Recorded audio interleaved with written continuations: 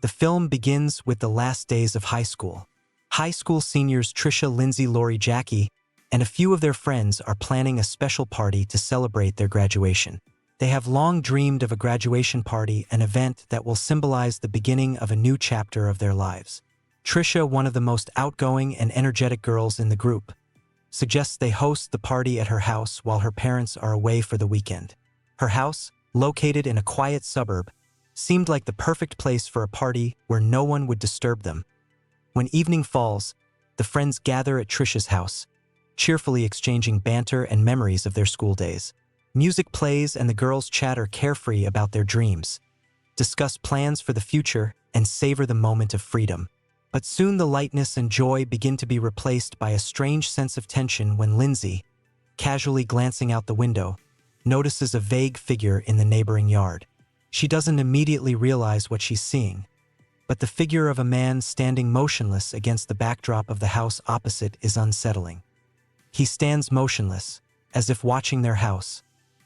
Lindsay points this out to the others, but her friends laugh, thinking she's just too nervous.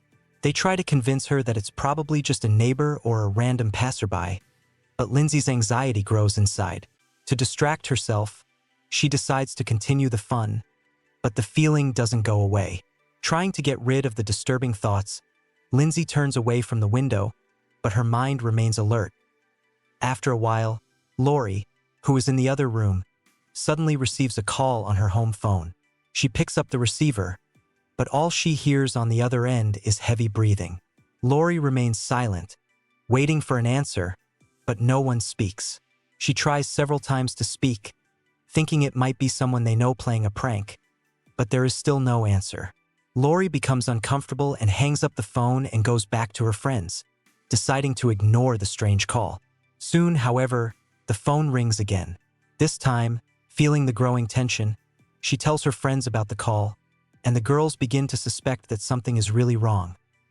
After a while, one of the friends suddenly disappears, and the tension turns into a real panic. The girls start looking for the missing friend all over the house, but find no trace of her. The atmosphere in the house becomes gloomy and frightening. They feel that someone may have entered the house and is watching them, but they cannot understand how it could have happened. The house that recently seemed cozy and safe to them now turns into a maze of fear and the unknown. Soon the girls face a new horror. They learn that they are being stalked by a serial killer named Russell, armed with a drill. He watches them coldly from the shadows, knowing they are already in his trap. Russell seems unusually calm and methodical, which only adds to the terror of his presence. He uses his knowledge of the house and its layout to catch the girls one by one. Each attempt to escape or hide is unsuccessful.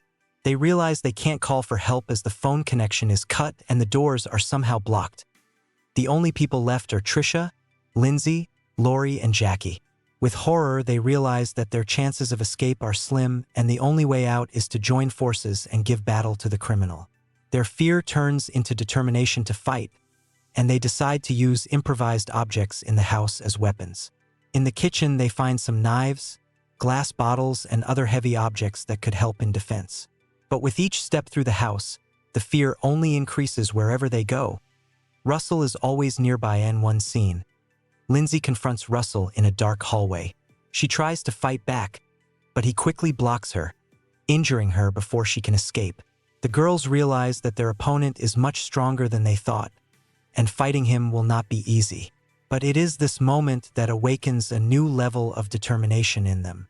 They realize that only together can they survive, and decide to split up to distract him and devise a plan. Lori and Trisha are left alone when Russell comes out at them.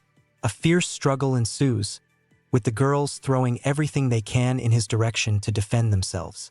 Trisha picks up one of the heavy statuettes and strikes Russell, but he retaliates by attacking her with extreme violence. Just when all seems lost, Lindsay and Jackie join forces and attack him from the other side. A true battle for life full of terror and despair erupts, with each girl showing incredible bravery, fighting as hard as she can. In the end, their combined efforts prove successful. Russell falls, badly wounded, and the girls finally realize that they have succeeded in defeating him. Exhausted and bloodied, they survive the nightmarish night. The house has now become a place of tragedy, where every room reminds them of their lost friends and the moments when they themselves were on the brink of death. Lori, Lindsay, Trisha, and Jackie slowly leave the house, unable to realize that their lives are now forever changed. With heavy hearts, they walk outside where the first rays of dawn begin to illuminate their surroundings. They realize that this horror will stay with them forever. Every rustle and shadow will remind them of the night they had to fight for their lives and lose loved ones.